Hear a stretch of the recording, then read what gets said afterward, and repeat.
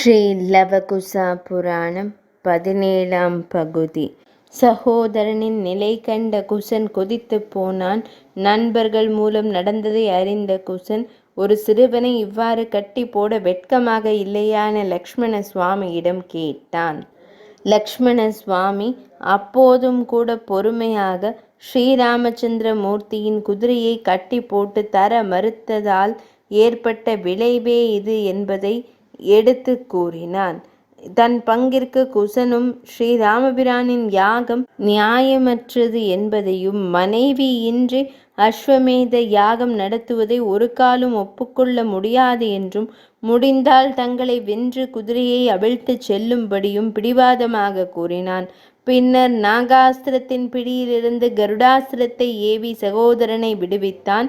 இருவரும் இப்போது லக்ஷ்மண சுவாமியுடன் போருக்கு தயாராயினர். 2 சிறுவர்களுடன் போரிட வேண்டி வந்ததே என மனம் வருந்திய லக்ஷ்மண சுவாமி அண்ணனின் உத்தரவை நிறைவேற்ற பல அஸ்திரங்களை அந்த சிறுவர்கள் மீது எய்தான். எல்லாவற்றிற்கும் பதிலடி கொடுத்த லவகுச்சர்கள் இறுதியாக லக்ஷ்மண சுவாமியையே ஆயுதம் ஏதுமில்லாமல் செய்தனர். இந்திரஜித்தை வென்ற அந்த மாவீரன் இளம் சிறுவர்கள் முன் அவமானப்பட்டு நின்றான். இதென்ன அதிசயம் என ஆச்சரியப்பட்டு நின்ற வீரர்களையும் ஆயுதமின்றி நிர்மூலமாக்கினர் குச்சலவர்கள். குனிந்த தலையுடன் லக்ஷ்மண சுவாமி நிற்க போர்க்களத்திலிருந்து ஒருவன் மட்டும் தப்பித்து ஸ்ரீராமபிரானிடம் ஓடினான். ஸ்ரீராமச்சந்திரமூர்த்தி, ஓர் அதிசயத்தை கேட்டீர்களா? 10 தலை ராவணனின் மகனும் யாராலும் வெல்ல முடியாத சக்தி உடையவனுமான இந்திரஜித்தனையே ஒரு அம்பால் தலையறுத்த நம் வீரர் லக்ஷ்மண சுவாமியை சத்ருக்னரை வென்ற அதே வீர சிறுவர்கள் வென்றார்கள் ஐயனே என்றான். எல்லாம் அறிந்த அந்த நாராயண மூர்த்தியின் அவதாரமான ஸ்ரீராமபிரான், அப்படியா? நடக்க முடியாதது நடந்து விட்டதா? ஆஹா, அப்படியானால் அவர்களை வெற்றி கொள்ள யாருமே இல்லையா? சரி, ராமாஸ்திரம் ஒன்றே அவர்களை அடக்கும் சக்தி உடையது என்றால் அதை விடுப்பதை தவிர வேறென்ன வழி? நானே அவர்களை அடக்கி குதிரையை கொண்டு வருகிறேன் என அவனிடம் கூறி அனுப்பினார். குச்சலவர்கள் மிகுந்த ஆனந்தத்துடன் இருந்தனர். வால்மீகி முனிவர் தங்களுக்கு போதித்த இராமாயண சரித்திரத்தில் லக்ஷ்மண சுவாமியின் திவ்ய பங்கு குறித்து குறிப்பிட்டு சொல்லி இருந்தார். வெல்ல முடியாத இந்திரஜித்தை வென்ற லக்ஷ்மண சுவாமியே தங்களிடம் வீழ்ந்ததை எண்ணி மகிழ்ச்சியில் மூழ்கி போயினர் குச்சலவர்கள். நண்பர்களின் நிலையை சொல்லவும் வேண்டாம். இங்கே இப்படி இருக்க அன்னை சீதா பிராட்டி லலிதா பூஜையை துவங்கினாள். ஒவ்வொரு நாளும் தாமரை மலர்களை மகன் கொண்டு வந்து கொடுக்க பூஜை அமர்க்களமாக நிறைவேறி கொண்டிருந்தது. 9 நாள் பூஜையில் 8 நாட்கள் கடந்துவிட்டன. தன் கணவரை அடைவது உறுதி என்ற நம்பிக்கையும் அவள் மனதில் துளிர்விட்டது. ஆனால் சோதனைகளையே சந்திக்க பிறந்தவள் அல்லவா அவள்? இந்த உலகத்தில் எந்த பெண்ணுக்கும் வரக்கூடாத சந்தேகம் என்ற சோதனையையே அனுபவித்து கொண்டிருப்பவள் அல்லவா அந்த நல்லவள்?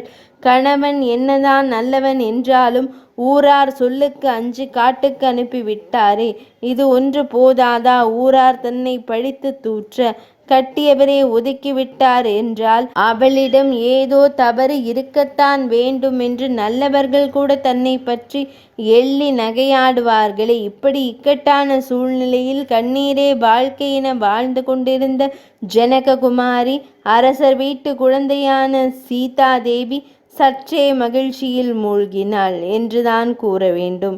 ராமபிரான் அப்போது உப்பரிகையில் உலவிக் கொண்டிருந்தார். தான் நாராயணமூர்த்தி என்பதும் உலகில் தர்மத்தை நிலைநிறுத்த வந்ததையும் மீண்டும் வைகுந்தம் செல்லும் நாள் நெருங்குவதையும் உணர்ந்தார்.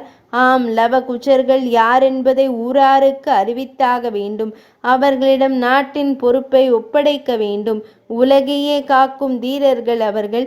எல்லாவற்றிற்கும் மேலாக என் தேவியின் கற்பின் மகிமையை அயோத்தி மக்கள் அறிய செய்ய வேண்டும். சீதா தேவியை மீண்டும் அயோத்திக்கு வரவழைக்க வேண்டும்.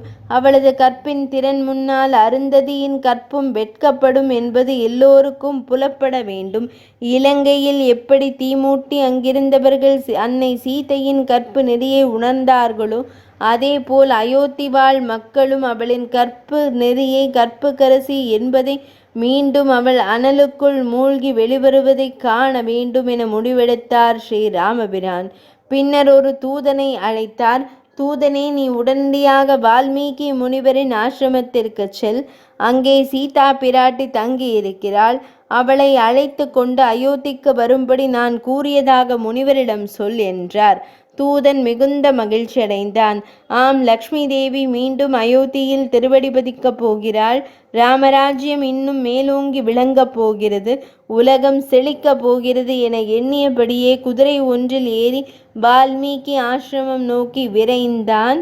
அப்போது அஸ்தமன நேரம். ஆஹா, மீண்டும் அன்னை சீதா பிராட்டி தீயில் குதிக்கப் போகிறாள். அவள் உடலை அக்னி சுடுவான். இந்த கொடுமையை காணும் சக்தி எனக்கில்லை என்றபடியே சூரிய பகவான் செவ்வானில் மறைந்து போனார். 17ஆம் பகுதி நிறைவடைந்தது.